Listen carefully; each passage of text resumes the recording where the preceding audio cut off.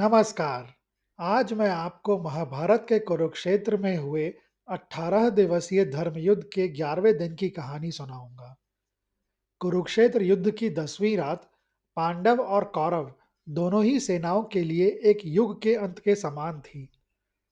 पितामह भीष्म, जो 10 दिनों तक कौरव सेना के अभेद्य कवच बने रहे थे, अब बाणों की शैया पर लेटे अपने प्राण त्यागने के लिए सूर्य के उत्तरायण होने की प्रतीक्षा कर रहे थे। भीष्म के पतन ने जहां पांडवों के मन से एक बहुत बड़ा भय निकाल दिया था, वहीं दुर्योधन के शिविर में गहरा सन्नाटा था। 11वें दिन सेनापति का भार आचार्य द्रोण के कंधों पर था और उनके साथ ही महान योद्धा कर्ण भी रणभूमि में उतरने को तैयार थे, जिन्होंने भीष्म की उपस्थिति तक शस्त्र न उठाने की प्रतिज्ञा की थी। द्रोणाचार्य ने उस दिन शकट व्यूह का निर्माण किया था। संस्कृत में शकट का अर्थ होता है गाड़ी या बैलगाड़ी। यह व्यू सामने से संकरा और पीछे की ओर से चौड़ा होता है। इसके मध्य में एक सुरक्षित स्थान होता है, जहां मुख्य सेनापति और रक्षित बल होता है। पांडवों के सेनापति धृष्टद्युम्न ने शकट व्यूह के उत्तर में क्रौंच व्यूह की रचना की। क्रौंच एक प्रकार का सारस पक्षी होता है। यह व्यू एक विशाल पक्षी के समान दिखता है, जिसके दो पंख, एक चोंच व एक पूंछ होती है। यह व्यू रक्षा और आक्रमण दोनों के लिए ही श्रेष्ठ माना जाता है। इसके विशाल पंख शत्रु सेना को घेरने में सक्षम होते हैं। उस दिन शकुनी की एक अत्यंत कुटिल और सुनियोजित चाल के अनुरूप दुर्योधन ने द्रोणाचार्य से कहा, हे गुरुदेव, आज आप युधिष्ठिर को जीवित बंदी बना लें। शकुनी जानता था कि आचार्य द्रोण पांडवों से प्रेम करते हैं। यदि दुर्योधन द्रोण से अर्जुन या युधिष्ठिर के वध की मांग करता, तो शायद द्रोण का अंतर्मन उन्हें पूरी शक्ति से लड़ने नहीं देता। बंदी बनाने की मांग करके उसने द्रोण के नैतिक संकट को कम कर दिया था, जिससे द्रोण अधिक उत्साह से युद्ध कर सकें। दुर्योधन द्वारा युधिष्ठिर को जीवित बंदी बनाने की मांग के पीछे कोई दया भाव नहीं था, बल्कि शकुनी की ही चाल थी। शकुनी जानता था कि यह युद्ध जीतने के दो तरीके हैं, एक पांडवों का वध करके और दूसरा उन्हें नैतिक रूप से पराजित करके। शकुनी इस सत्य से भी परिचित था कि यदि युद्ध में युधिष्ठिर का वध कर दिया गया, तो भीम और अर्जुन क्रोध में प्रलय मचा देंगे। वे शोक और प्रतिशोध की अग्नि से पूरी कौरव सेना को जलाकर उसका समूल नाश कर देंगे। वहीं अगर युधिष्ठिर को जीवित रखकर वह पांडवों के उस प्रचंड क्रोध को नियंत्रित करना चाहता था। यदि वह युधिष्ठिर को जीवित बंदी बना ले, तो पांडव सेना जाती, क्योंकि उनके राजा शत्रु के कब्जे में होते। दुर्योधन उन्हें फिर से जुआ खेलने के लिए विवश कर सकता था। उसका मानना था कि युधिष्ठिर धर्म के पाश में बंधे हैं और चुनौती देने पर जुआ खेलने से मना नहीं करेंगे। शकुनी उन्हें फिर से हराकर 12 वर्ष वर्ष के वनवास और 1 वर्ष के अज्ञातवास पर भेज देना चाहता था, ताकि दुर्योधन बिना किसी बाधा के निष्कंटक राज्य कर सके। द्रोणाचार्य शकुनी और दुर्योधन की इस कूटनीति को समझ गए। उन्होंने एक शर्त रखी। उन्होंने कहा, जब तक अर्जुन युधिष्ठिर की रक्षा कर रहा है, तब तक साक्षात यमराज भी युधिष्ठिर को बंदी नहीं बना सकते। यदि तुम अर्जुन को किसी तरह युधिष्ठिर से दूर ले जाओ, तो मैं युधिष्ठिर को बंदी बनाने का वचन देता हूं। द्रोणाचार्य की इस शर्त को सुन शकुनी के उकसाने पर त्रिगर्त देश के राजा सुशर्मा ने अपने भाइयों और 50,000 योद्धाओं के साथ मिलकर एक आत्मघाती दस्ते का गठन किया, जिसे संशप्तक कहा गया। संशप्तक शब्द का अर्थ है वे योद्धा जिन्होंने समान रूप से शपथ ली हो। इन योद्धाओं ने रणभूमि के दक्षिण भाग में एक पवित्र अग्नि प्रज्वलित की। संशप्तकों ने हाथ में पवित्र घास लेकर और अग्नि को साक्षी मानकर अत्यंत कठोर शपथ ली थी। उन्होंने कहा, यदि हम अर्जुन का वध किए बिना युद्ध के मैदान से पीछे हटें, तो हमें वही नर्क प्राप्त हो जो ब्रह्म हत्या करने वाले, मदिरा पान करने वाले या शरण में आए व्यक्ति को त्याग करने वाले को मिलता है। इस प्रतिज्ञा का अर्थ यह था कि उनके पास अब केवल दो ही विकल्प थे, विजय या वीर गति। पलायन या समर्पण जैसा कोई शब्द अब शेष ही नहीं बचा था। वहीं भगवान श्री कृष्ण, जो भूत और भविष्य के ज्ञाता थे, कौरवों की इस कुटिल योजना को तुरंत समझ गए। उन्हें ज्ञात था कि द्रोणाचार्य जैसे महारथी यदि ठान लें तो युधिष्ठिर को बंदी बनाना असंभव नहीं है, विशेषकर जब जब अर्जुन पास ना हो। युधिष्ठिर ने अर्जुन को इस संकट से उबारने के लिए कुछ महत्वपूर्ण निर्देश दिए और एक रणनीति बनाई। श्री कृष्ण ने अर्जुन से कहा कि कौरवों का मुख्य लक्ष्य अब सेना का संहार करना नहीं, बल्कि युधिष्ठिर को जीवित पकड़ना है। उन्होंने अर्जुन को आदेश दिया कि वे युद्ध के दौरान अपनी दृष्टि केवल शत्रुओं पर ही ना रखें, बल्कि हर क्षण युधिष्ठिर के रथ की स्थिति पर भी नजर रखें। श्री कृष्ण ने युधिष्ठिर की सुरक्षा के लिए एक त्रिस्तरीय घेरा बनवाया। पहला घेरा धृष्टद्युम्न और शिखंडी को द्रोण को सीधे रोकने का कार्य सौंपा गया। दूसरे घेरे में सात्यकी और भीम को युधिष्ठिर के पार्श्व की रक्षा करने को कहा गया। और तीसरे घेरे में श्री कृष्ण ने अर्जुन से कहा कि चाहे कितनी भी विकट परिस्थिति हो, यदि उन्हें युधिष्ठिर के संकट में होने का संकेत मिले, तो उन्हें दूसरे द्वंद्व को बीच में ही छोड़कर तुरंत वापस लौटना होगा। श्री कृष्ण ने युधिष्ठिर को भी यह निर्देश दिए कि वे द्रोणाचार्य के सम्मुख सीधे युद्ध करने की बजाय पीछे हटते रहें और अपनी रक्षा को प्राथमिकता दें, क्योंकि उनका बंदी बनना पांडवों की पराजय होगी। उस दिन जैसे ही युद्ध शुरू हुआ, कौरवों की योजना के अनुसार संशप्तकों ने एक साथ शंखनाद किया और अर्जुन को युद्ध के लिए दक्षिण दिशा की ओर ललकारा। अर्जुन क्षत्रिय धर्म से बंधे थे, उनके लिए किसी भी योद्धा द्वारा दी गई चुनौती को स्वीकार करना अनिवार्य था। हालांकि श्री कृष्ण जानते थे कि यह एक षड्यंत्र है, परंतु अर्जुन के पास उन योद्धाओं का सामना करने के अतिरिक्त कोई मार्ग नहीं था। संशप्तक कोई साधारण सैनिक नहीं थे, वे विशेष रूप से मायावी युद्ध और व्यूह रचना में निपुण थे।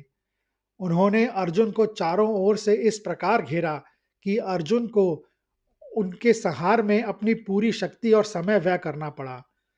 उन्होंने बाण का एक ऐसा जाल बुना कि कुछ क्षणों के लिए अर्जुन और श्री कृष्ण का रथ भी अदृश्य हो गया। यद्यपि अर्जुन ने अपनी गांडीव की शक्ति और अपने अस्त्रों से हजारों संशप्तकों का वध कर दिया, परंतु वे अपने उद्देश्य में एक सीमा तक सफल रहे। वे अर्जुन को युधिष्ठिर से काफी दूर ले गए। जैसे ही अर्जुन दूर गए, द्रोणाचार्य ने अपनी सेना का को सीधे पांडव सेना के केंद्र की ओर बढ़ने का आदेश दिया। द्रोण का रथ तीव्र गति से आगे बढ़ा। उन्होंने एक साथ सैकड़ों बाण छोड़कर पांडव सेना के अग्रभाग को अस्त व्यस्त कर दिया। उनका एकमात्र लक्ष्य युधिष्ठिर का रथ था और वे किसी भी अन्य योद्धा से उलझने की बजाय सीधे आगे बढ़ते जा रहे थे। पांडव पक्ष के सेनापति धृष्टद्युम्न ने उन्हें रोकने का प्रयास किया। द्रोण और उनके शिष्य धृष्टद्युम्न के बीच पान बाणों का ऐसा जाल बुना गया कि सूर्य की रोशनी भी धुंधली पड़ गई। तब द्रोणाचार्य ने अपनी बाण चलाने की गति से धृष्टद्युम्न के रथ के ध्वज और धनुष को क्षण भर में काट दिया। तभी दुशासन और शकुनी ने अपनी सेना के साथ धृष्टद्युम्न पर ऐसा भीषण प्रहार किया कि उन्हें युधिष्ठिर की रक्षा की बजाय अपनी रक्षा पंक्ति को संभालने पर ध्यान देना पड़ा। उसी समय कर्ण, दुर्योधन और अश्वत्थामा ने देखा कि द्रोणाचार्य सफलतापूर्वक पांडव सेना को चीर रहे हैं। वे भी अपने अपने मोर्चों पर आक्रामक हो गए। कर्ण ने सात्यकी को रोकने के लिए उन पर बाणों की वर्षा शुरू कर दी। भीम, गज सेना और दुर्योधन से उलझे थे। शकुनी ने अपनी घुड़सवार सेना के साथ सहदेव के दल पर धावा बोल दिया। अभिमन्यु को रोकने के लिए अश्वत्थामा और कर्ण का पुत्र वृषसेन को नियुक्त किया गया था। इन दोनों ने अभिमन्यु को एक अलग मोर्चे पर उलझा दिया। इस तरह द्रोणाचार्य का युधिष्ठिर तक पहुंचने का रास्ता साफ हो गया और वह तेजी से युधिष्ठिर के रथ के पास पहुंच गए। द्रोणाचार्य ने युधिष्ठिर के रथ के अत्यंत निकट पहुंचकर अपना शंख बजाया। शंख की आवाज सुनकर कौरव सेना पकड़ लिया गया का कोलाहल करने लगी। द्रोणाचार्य के मन में युधिष्ठिर के प्रति स्नेह तो था, किंतु वे दुर्योधन के प्रति अपने कर्तव्य और प्रतिज्ञा से बंधे थे। द्रोण ने ऊंचे स्वर में कहा, हे कुंती पुत्र युधिष्ठिर, अब व्यर्थ का रथपात रोकने का समय आ गया है। अर्जुन यहाँ नहीं है और तुम्हारी रक्षा करने वाला कोई शेष नहीं बचा। स्वयं को मुझे सौंप दो। मैं तुम्हें बंदी बनाकर इस युद्ध को यहीं समाप्त करना चाहता हूं। युधिष्ठिर ने बड़ी विनम्रता किंतु अड़िग स्वर में उत्तर दिया, आचार्य, आप मेरे गुरु हैं और वंदनीय हैं, किंतु इस समय आप शत्रु पक्ष के सेनापति हैं। एक क्षत्रिय होने के नाते मैं युद्ध के मैदान से पीठ दिखाकर भाग नहीं सकता और ना ही मैं आत्मसमर्पण करूंगा। आप अपना कर्तव्य पूर्ण करें, मैं अपना धर्म निभाऊंगा। यह सुन द्रोणाचार्य ने युधिष्ठिर को विवश करने के लिए उन पर बाणों की बौछार कर दी। द्रोण ने युधिष्ठिर के धनुष को काट दिया। तब युधिष्ठिर ने तुरंत दूसरा धनुष उठाया, जिसे द्रोण ने पुनः काट दिया। देखते ही देखते द्रोणाचार्य ने युधिष्ठिर के रथ के चारों घोड़ों को मार गिराया और उनके सारथी को भी घायल कर दिया। अब युधिष्ठिर एक बिना घोड़ों वाले रथ पर खड़े थे। उनके हाथ में कोई शस्त्र नहीं बचा था। ठीक उसी क्षण पांचाल राजकुमार द्रुपद पुत्र सत्यजीत बिजली की गति से वहां पहुंच गए। उन्होंने द्रोण पर इतने प्रहार किए कि द्रोणाचार्य को पीछे हटना पड़ा। सत्यजीत के इस साहसी हस्तक्षेप ने युधिष्ठिर को बंदी बनने से बचा लिया और उन्हें दूसरे रथ पर चढ़ने का अवसर मिल गया। सत्यजीत के अचानक आने ने युधिष्ठिर को वह बहुमूल्य समय दे दिया जिसकी उन्हें आवश्यकता थी। युधिष्ठिर अपने रथ को द्रोणाचार्य की पहुंच से दूर ले जाने लगे। वे जानते थे कि यदि वे बंदी बन गए तो इस धर्म युद्ध में धर्म पराजित हो जाएगा। जब श्री कृष्ण ने देखा कि द्रोणाचार्य युधिष्ठिर के रथ के अत्यंत निकट पहुंच चुके हैं, तब उन्होंने अपने पंचजन्य शंख को फूंका। इसकी गूंज इतनी भयानक थी कि कौरव सेना के घोड़े और हाथी भयभीत होकर पीछे हटने लगे। इस शंखनाद का उद्देश्य अर्जुन को यह संकेत देना था कि अब पीछे हटने और युधिष्ठिर की रक्षा करने का समय आ गया है। जैसे ही द्रोणाचार्य ने युधिष्ठिर के बचे हुए रक्षकों को भी मार गिराया, तब अपनी रक्षा और सहायता के लिए युधिष्ठिर ने अपने अनंत विजय नामक शंख को बजाया। यह एक संकट की पुकार थी, जिसे सुनकर भीम और अर्जुन व्याकुल हो उठे। अर्जुन श्री कृष्ण का संकेत समझ और युधिष्ठिर के शंख की करुण ध्वनि सुन प्रत्युत्तर में उन्होंने अपना देवदत्त शंख बजाया। इस ध्वनि का अर्थ था कि मैं आ रहा हूं। अर्जुन ने उस समय अपने अस्त्रों का प्रयोग कर एक भयंकर आंधी चला दी, जिससे संशप्तकों की सेना बिखरने लगी। हजारों संशप्तक अर्जुन के रथ को घिरे हुए थे। तब श्री कृष्ण ने अपनी अद्भुत बुद्धि और शक्ति से रथ को बाहर निकाला।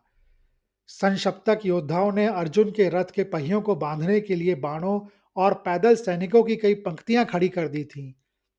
उनका लक्ष्य रथ की गति को शून्य करना था, ताकि द्रोणाचार्य अपना कार्य पूरा कर सके।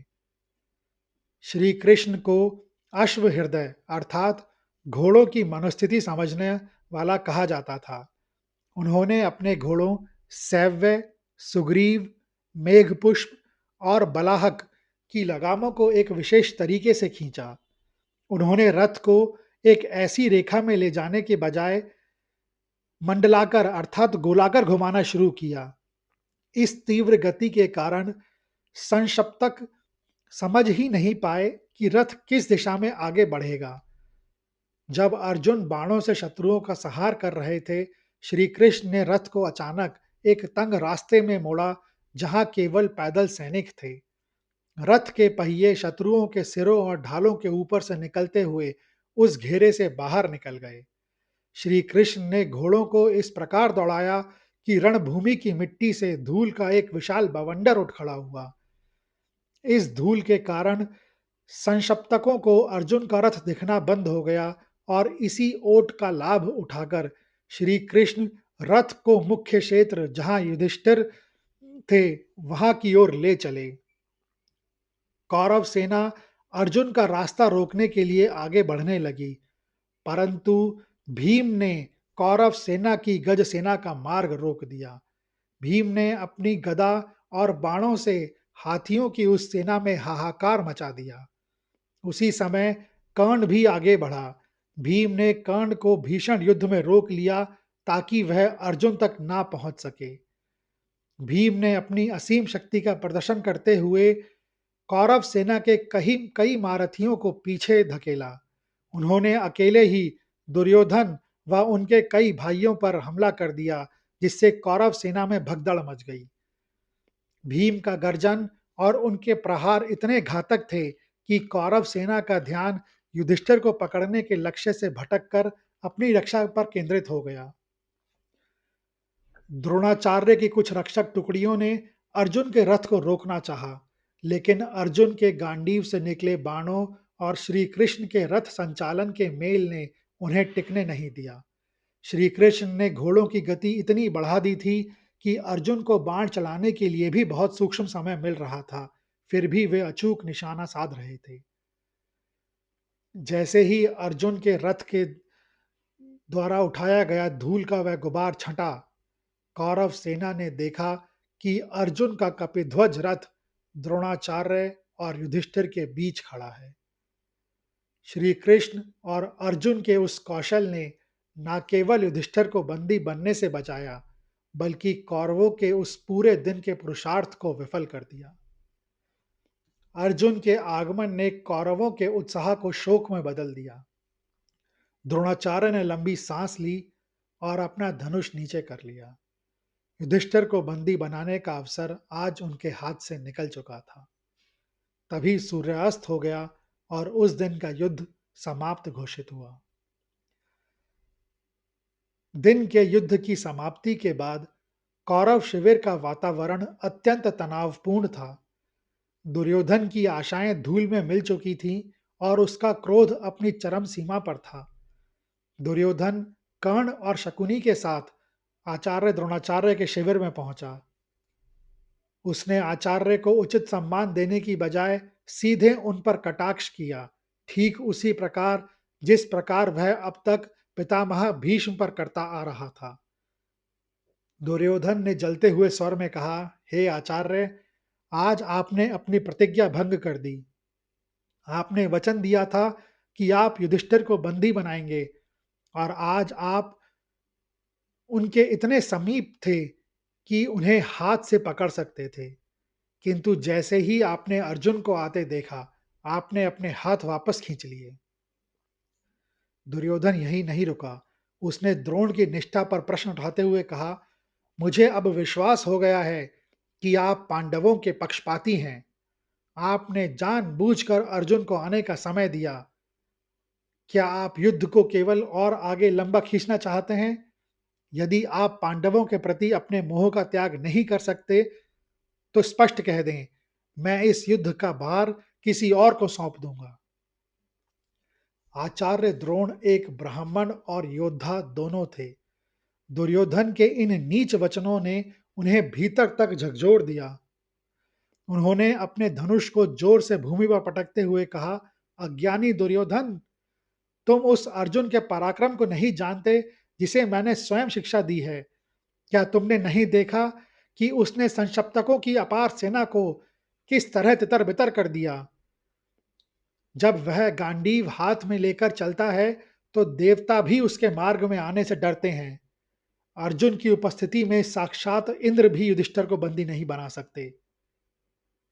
कल मैं पुनः प्रयास करूंगा, लेकिन शर्त वही है, अर्जुन को रणभूमि से दूर ले जाना होगा।